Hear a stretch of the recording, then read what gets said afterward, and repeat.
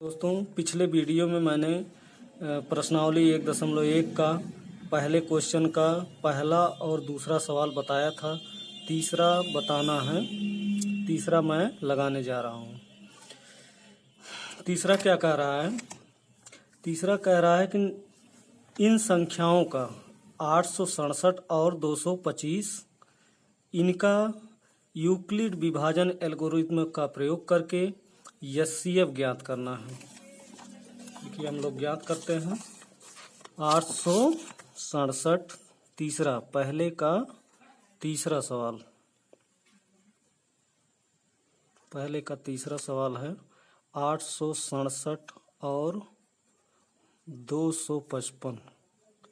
यहाँ हम देख रहे हैं 255 छोटा है तो अतः ये भाजक होगा, और 867 बड़ा है इसलिए ये भाज्य होगा। तो 867 इज ग्रेटर देन 255। अतः यूक्लिड विभाजन प्रमेय से, यूक्लिड विभाजन एल्गोरिथम मतलब यही होता है, प्रमेय एल्गोरिथम। ठीक है। अब यहाँ क्या करेंगे हम लोग? 255 से 867 से भाग करेंगे। भाग करने पर कितनी बार जाना चाहिए? 3 बार ले जाके देखते हैं। 255 से 3 बार, 5 3 15, 5 हासिल 1, 5 3 15, 1 16, 16 के 6 हासिल 1, 3 दूनी 6, 1 7। 3 बार जाएगा।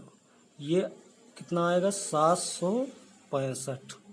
765 यहाँ घटाने पर क्या आता है? 7 में से 5 गया 2, और 6 में से 6 गया 0, 8 में से 7 गया 1, यह आया 102। फिर पुनः 102 को 55 से 255 से भाग करेंगे। 102 दूना क्या होता है? 204 हो गया। अब यहाँ आया 1 और यहाँ आया 5। फिर क्या करेंगे? 51 में, 51 से हम 102 को भाग देंगे। 51 दूना क्या होगा? 102। यहाँ देखिए शेषफल क्या मिल रहा है? 0। तो अतः 3 स्टेप हुआ, पहला ये, दूसरा ये, तीसरा ये। तो प्रथम चरण में ये हमारा क्या होगा? भाज्य होगा, भाजक, भागफल, शेषफल। अब ये हमारा क्या होगा? भाज्य, भाजक, भागफल, शेषफल।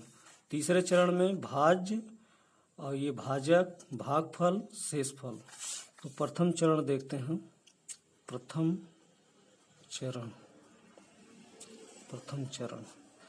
चरण में क्या है? ये हमारा यूक्लिड विभाजन एल्गोरिथम में कहता है कि भाज्य बराबर भाजक ए बराबर बी क्यू, भाजक गुणे भागफल और प्लस शेषफल, शेषफल को आर यानी रिमाइंडर। तो भाज्य, तो इसको हम प्रथम चरण में भाज्य हमारा क्या है? 867। अब बराबर भाजक क्या है? 255, और भागफल क्या है? 3, और प्लस रिमाइंडर यानी शेषफल 102। अभी जब तक हमें 0 नहीं प्राप्त हो जाएगा तब तक हमारा चरण चलता रहेगा। तो चरण सेकंड, यहाँ हम लिख लेते हैं चरण सेकंड। चरण सेकंड में क्या होगा? भाज्य हमारा 255 है। भाज्य हमारा क्या है? 255। तो यहाँ लिखेंगे 255 बराबर भाजक ये है 102, और गुणे भागफल क्या है? 2, और प्लस शेषफल क्या है? 51। अभी हमारा 0 शेषफल नहीं हुआ। ये चरण थर्ड, चरण तीसरा कह सकते हैं। चरण 3 में क्या है? भाज्य 102 है। भाज्य क्या है? 102, और भाजक क्या है? 51, भागफल 2 आयाम और शेषफल 0। जिस पर शेषफल क्या है 0 प्राप्त हो जाए, वही भाजक हमारा HCF होता है। इसके जस्ट ऊपर वाला 0 के ऊपर वाला देख सकते हैं 51 हमारा क्या होगा HCF होगा। अतः HCF 867 और 255 का क्या होगा 51 आएगा। यही हमारा आंसर। ठीक है। अब क्वेश्चन नंबर सेकंड क्या कह रहा है।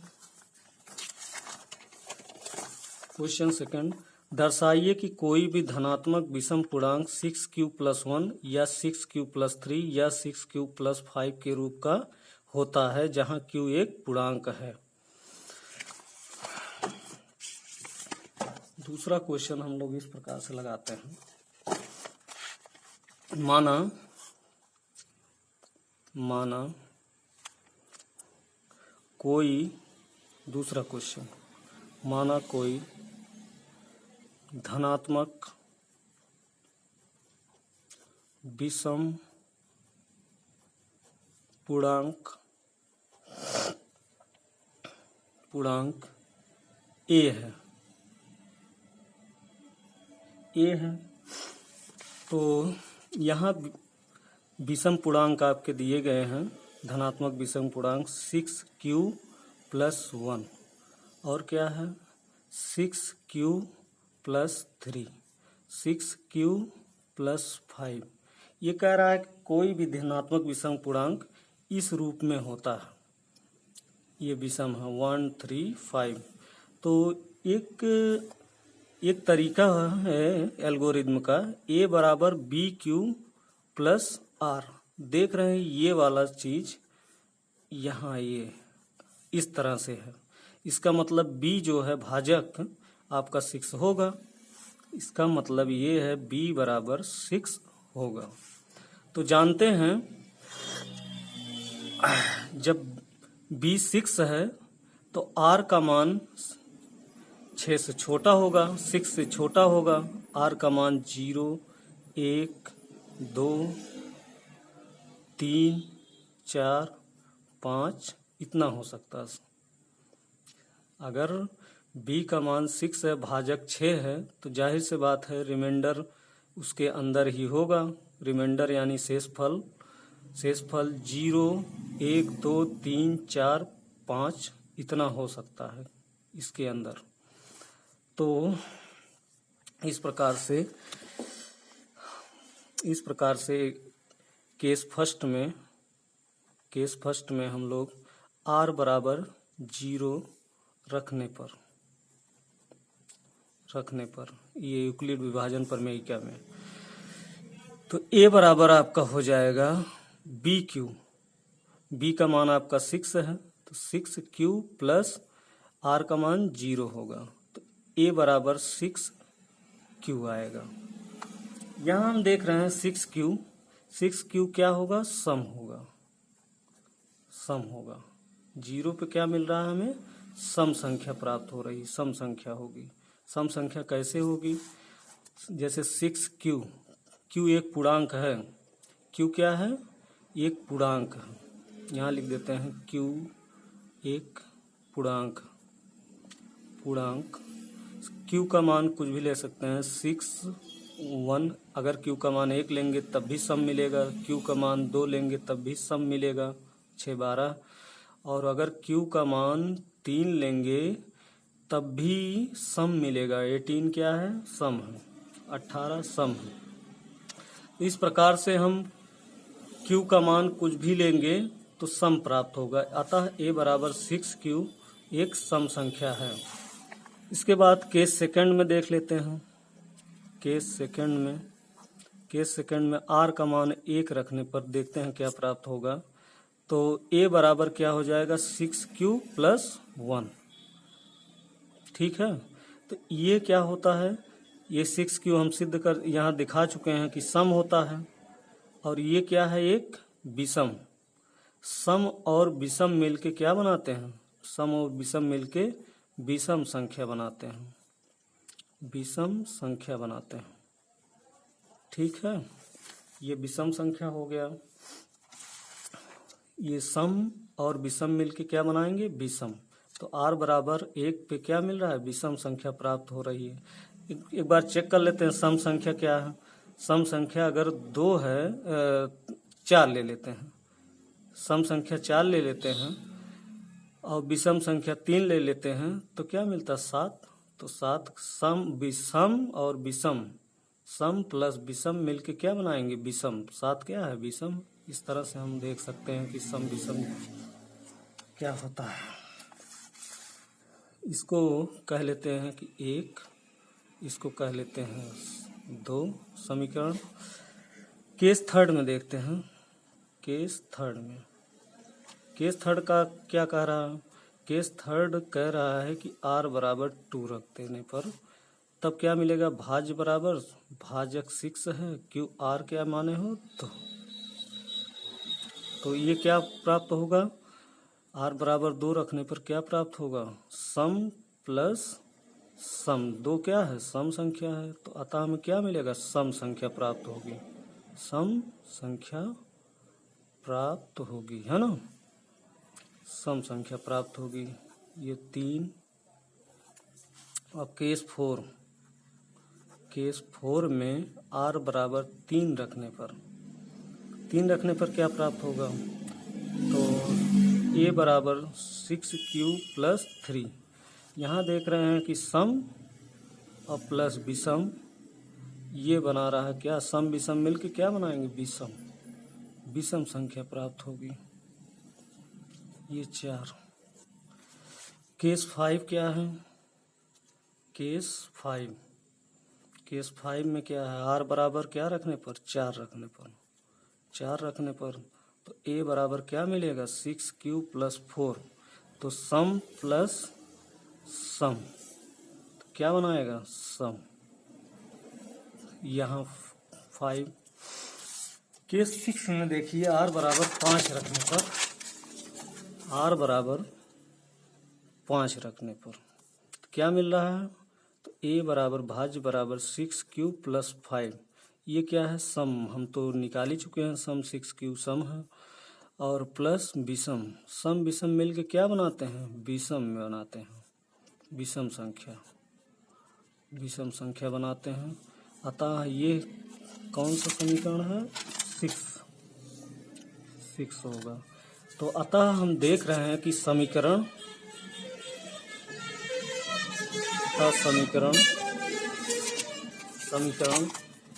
एक, ये एक नहीं है। समीकरण 2 विषम, समीकरण 4 विषम और समीकरण ये क्या है? समीकरण 2 क्या है? विषम आया है। समीकरण 4 विषम आया है। 2 के समीकरण 2 और समीकरण 4 और समीकरण 6, समीकरण 2 और समीकरण 4 और समीकरण 6 से स्पष्ट है कि धनात्मक विषम, धनात्मक विषम पूर्णांक 6q plus 1, 6q plus 3, 6q plus 5 के रूप का होता है। ये सॉल्व हो गया। हम बस यही इतना लिखना था। अब देखते हैं क्वेश्चन नंबर 3 क्या कह रहा है? किसी परेड में 616 सदस्यों वाली एक आर्मी की टुकड़ी है। टुकड़ी को 32 सदस्यों वाले एक आर्मी बैंड के पीछे मार्च करना है। दोनों समूहों को समान संख्या वाले स्तंभ में मार्च करना है। उन स्तंभों की अधिकतम संख्या क्या है जिसमें वे मार्च कर सकते हैं? तो इसमें देखिए एक लॉजिक होता है, अधिकतम और न्यूनतम। अधिकतम के लिए हम क्या निकालेंगे, एचसीएफ निकालेंगे, न्यूनतम के लिए एलसीएम निकालना पड़ता है। तो इसमें कुछ नहीं, किस पे ध्यान देना है कि अधिकतम और न्यूनतम पे। अधिकतम प्रश्न कह रहा है कि न्यूनतम, अधिकतम कह रहा है तो हम क्या निकालेंगे, 616 और 32 का एचसीएफ निकालेंगे। तीसरा क्वेश्चन, 600 एचसीएफ निकालेंगे। एचसीएफ क्या होगा, 616 और 32 का ये एचसीएफ क्या होगा, यही है।